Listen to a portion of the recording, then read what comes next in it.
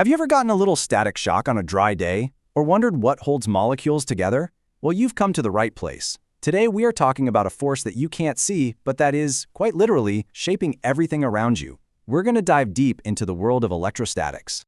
So here's how we're going to tackle this. We'll start with the very basics. What even is an electric charge? Then we'll see how those charges push and pull on each other. From there, we'll learn how to map out their invisible influence, look at it all from an energy perspective, and finally wrap it all up with one of the most elegant ideas in all of physics. All right, let's jump right into section 1. What is electrostatics? The biggest clue is right there in the name. It's all about electric charges that are static, which is just a fancy way of saying they're sitting still. Now here's the textbook definition. It covers all the forces, fields, and energy related to electric charges, but with one absolutely critical condition. Those charges are not moving.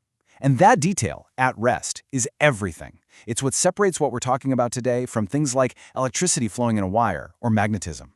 We're looking at the calm before the current. So, what even is a charge? At its very core, it's just a fundamental property of matter, kind of like mass, and it almost always boils down to tiny little particles called electrons. If you have extra electrons on an object, it gets a negative charge. If you've lost some electrons, it's left with a positive charge. It's all about that simple imbalance. And believe it or not, every bit of charge in the universe plays by 3 simple, unbreakable rules. First, it's additive. You just add them up, positives and negatives. Easy. Second, it's conserved.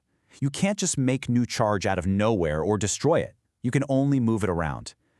And third, and this one's a little weird, it's quantized. Charge comes in these tiny, indivisible packets. You can have the charge of 1 electron or 2, but you can never, ever have the charge of 1.5. Okay, so let's move on.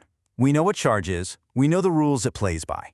But how do 2 charges sitting across a room from each other actually interact? How do they talk to one another through empty space? Well, the rule book for that conversation is a beautiful little piece of physics called Coulomb's law. And it really just says 2 things.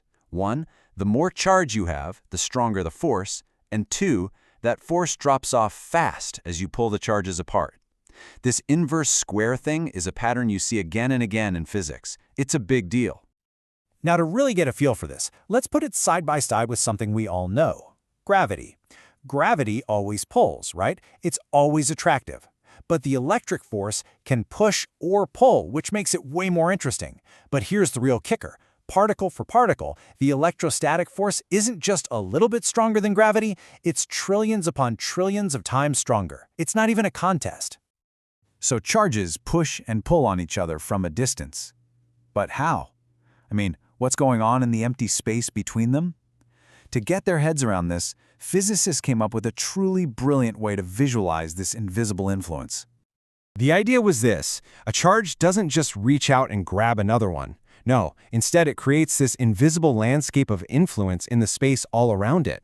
We call that an electric field, and any other charge that happens to wander into this landscape will feel a force based on where it is.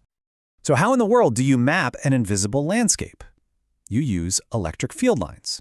Now, these are just imaginary lines we draw. They're not real, but they are an unbelievably powerful tool. They're like contour lines on a topographical map, showing us exactly what would happen to a charge placed anywhere in that space. And these map lines, they have a language, but it's super easy to learn. They always flow away from positive charges and towards negative ones. The arrow on the line tells you the direction of the force. And here's the really important part. The closer the lines are packed together, the stronger the field is right there. Where they're bunched up, that's where the action is. Okay, let's look at our first map. This is the simplest one there is, just a single lonely positive charge. You can see the field lines just shoot straight out in every direction, like rays from the sun. Why? Because if you placed another positive charge anywhere near it, it would get pushed directly away. Simple as that. Now let's make it a little more interesting. Let's add a negative charge. This pair is called a dipole, and look what happens.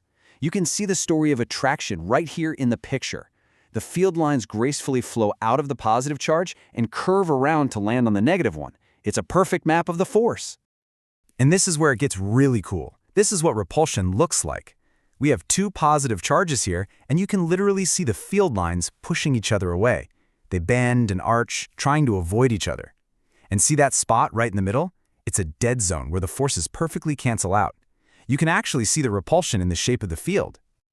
Thinking in terms of forces and fields is incredibly powerful, but honestly, sometimes it's just a lot simpler to think about energy instead. So let's try to reframe this whole thing. Let's imagine an energy landscape instead of a field of forces. This brings us to a concept called electric potential. You probably know it by its more common name, voltage. And the best way to think about it is like height on a map. A positive charge placed at a point of high potential is like a bowling ball sitting on top of a hill. It has a ton of potential energy, and all it wants to do is roll down to a lower potential. It's this electrical pressure that makes everything happen. Now, these energy landscapes are created by how charges are arranged. And one of the most important arrangements in all of nature is that dipole we saw earlier. You see them everywhere. In polar molecules like water, the positive and negative charges are naturally separated, creating a permanent little dipole. That's actually what makes water such a fantastic solvent. Other molecules like oxygen are perfectly balanced and nonpolar. So just to put a nice neat bow on it, let's formally define this thing we keep talking about. An electric dipole is simply a pair of equal and opposite charges, a plus Q and a minus Q, separated by some small distance. It seems so simple, but it is one of the most fundamental building blocks in all of chemistry and physics. Okay, for our last section, we're going to look at something that is, well, it's just beautiful. After all this work calculating forces and drawing fields, it turns out there's this amazing shortcut to see the big picture all at once. I mean, think about it. If you have a really complex mess of charges all over the place, do you really have to calculate the push and pull from every single one to figure out the total effect? It seems like there has to be a better way, right? Well, there is. And the answer is Gauss's law. Now I know, that sounds pretty intimidating, but the idea behind it is stunningly simple. Think of electric flux as just counting the number of field lines poking through a surface.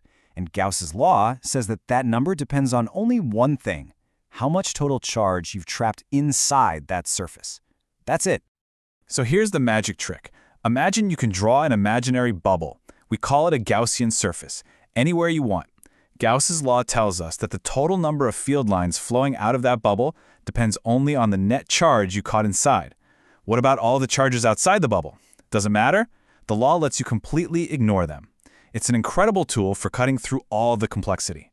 So from the simple rule of opposites attract all the way up to the elegant symmetry of Gauss's law, these invisible principles are literally the foundation of our modern world. The signals firing in your brain right now are electrochemical. Your phone works because we can precisely control these electric fields. So my question to you is, now that you know the rules of the game, where else in your world can you see their effects at work?